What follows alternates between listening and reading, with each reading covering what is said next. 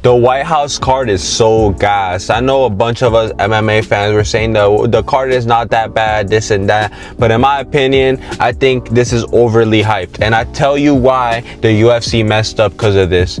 Just off the way they promoted this, we were thinking about 7 title fights at one point. They thought it was going to be the best card ever. And then we get this.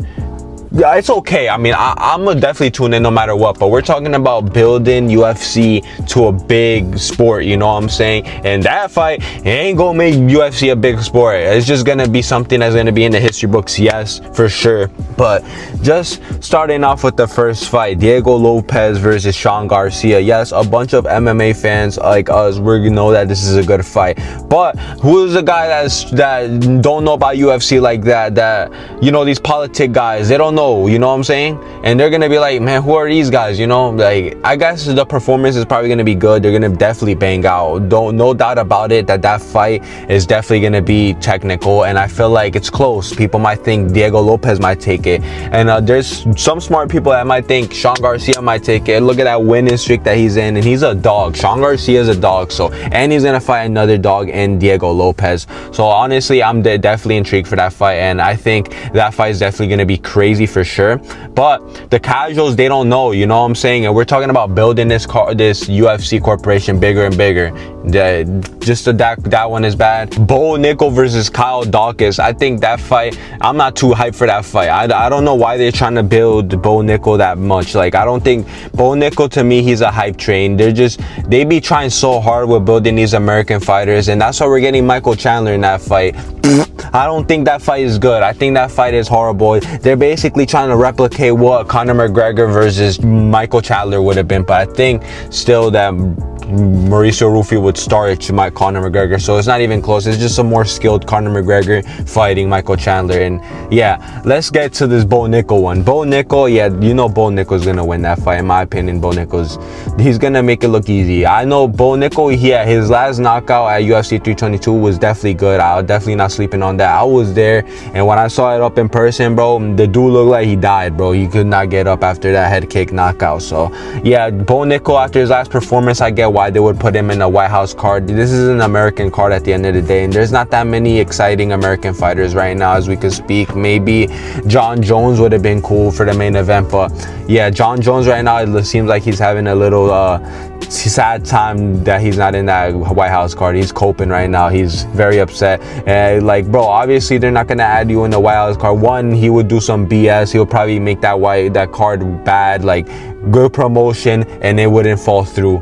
That, and number two, this guy has arthritis or whatever, talking about his bones is messed up. Like, bro, why would you say that? You know Dana White doesn't like when people announce their injuries, bro. That's obviously, like, that's not gonna make the fight that good, that like when he's going through those injuries. Now if Alex Pereira wins, the excuse is gonna be, oh, he had arthritis. Now if John Jones wins, yeah, I guess that's gonna be a good look for him, but still, like, honestly, yeah, I don't want that, bro. And who else is in that card? Yeah, Mauricio Rufy, Michael Chandler. We already know what's gonna happen in that fight, so don't make it even that exciting. What I do like about that fight is that Mauricio Rufy, believer in Christ, you know, the living God that's there here, has so much aura. He's gonna beat the hell out of Michael Chandler and give praise to the Lord on those elites sitting down watching the fight. So I like that. Who's gonna be who else?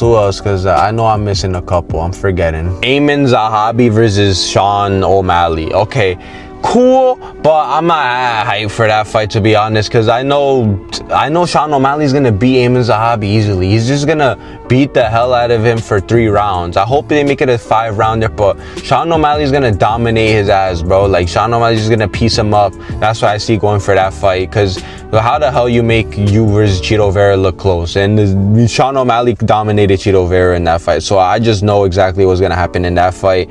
They could have done Corey Sandhagen at least, bro. Like, put a exciting fight where we're not gonna know who's gonna win. I mean, Corey Sandhagen versus Sean O'Malley would be a close fight, and it would be very good on the striking department. So I don't know why he didn't do that. I think that would have been a smarter idea, but clearly the UFC is not thinking of making exciting fights. And nobody's that hyped for these fights, bro. I'm telling you, bro. Sean O'Malley is a big name, yeah. Eamon Zahabi, Canadian, they're trying to make him a big name too, but bro, still it's like Sean O'Malley's gonna piece his ass up, and I don't know, bro. I'm just not excited. Sean O'Malley, to me, yeah, he's cool and stuff, like, but I don't know, bro. I don't like that fight. And who else is in there? The main event. Oh my gosh, bro. This is where we're getting somewhere, you know. Pereira versus Gane. The casuals are not gonna know. See what I mean, though? The casuals are not gonna know about Pereira versus Gane, how big this fight is. Alex Pereira has a potential of being triple champ, you know. So if he beats Gane, that's gonna be crazy in UFC history. They don't understand that, you know. They would have wanted to see John Jones versus Alex Pereira. What the casuals wanted to see, well, we all thought, not even casuals, we all thought it would have been Islam Makhachev versus Ilia Topuria. Well, that's what the casuals thought, because they didn't know Justin Gaethje just won the interim belt to fight Ilia Topuria. What they really wanted to see too was John Jones versus Alex Pereira, Islam Makhachev versus Ilia Topuria, or yeah, that. It would have been, yeah, that's what they wanted to see. But realistically, I already knew it. The main event would have been Ilia Topuria and Justin Gaethje. I already knew. I mean, if it wasn't more obvious, bro, Justin Gaethje just won the interim belt and he's an American. So know what better place to put that card in than the White House. Pereira versus Gane, I mean, yeah, that was kind of expected too, especially after the eye poke, the situation with Tom Aspinall. You know, Gane versus Pereira was definitely around the corner for the White House card. Honestly, in my opinion, this is how I thought it would have turned out was what's his name? Ilia Topuria versus Justin Gaethje, main event, co-main event, Peter Yan versus Sean O'Malley. But I think what they were thinking is, yeah, I ain't gonna lie, bro, both of the Americans don't have any chance in the main event. Let's just not make ourselves look that bad. Maybe that's why Dana White was like, yeah, no. Peter Yan is gonna beat the hell out of Sean O'Malley. I think he's a better striker than Sean O'Malley. And you already know what's gonna happen with Ilia Topuria and Justin Gaethje. It's just gonna be, I feel so bad for Justin Gaethje, but like, I don't know, man. Like, Justin Gaethje says, man, both of us might get knocked out. I mean, brother, you are gonna get knocked out. I mean, I don't want to doubt Justin Gaethje. One thing I learned is never doubt Justin Gaethje. But bro, it's Ilia Topuria's new generation skillful fighter. He's not getting past him. But yeah, this was just overhyped in my opinion. I don't know what y'all think. I think it's entertaining. I think it's a cool card. I just don't like the beginning of the start of the card. Diego Lopez versus Sean Garcia. I mean, I like it. I like the fight. But it's just not cool enough for the White House card. It would have been cool to add it on the numbered card, you know, not in the White House card. We could have done they could have done better matchmaking than that, you know. And Bo Nickel, I mean, yeah, I know he's definitely gonna get a highlight reel in that White House in the lawn. So I guess it's cool for the Americans for the start, but for the end, the main event, I mean, it's not a good way to end off the White House card, because yeah, clearly the American is not gonna survive in there with Ilia Topuria.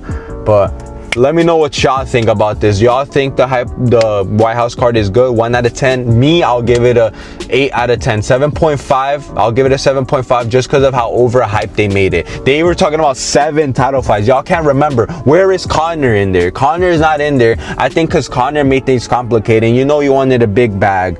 So yeah, that's why we didn't get Conor. That's why, yeah, I'll give it a 7.5 or a 7. So yeah, but the casuals, I don't think, especially for that last fight with the performance with Max Holloway and Charles Oliveira. I mean, I have a video coming for that. I told y'all, I'm gonna give y'all a secret. I did tell y'all Max has no grappling. So let me know what y'all think, man. Peace.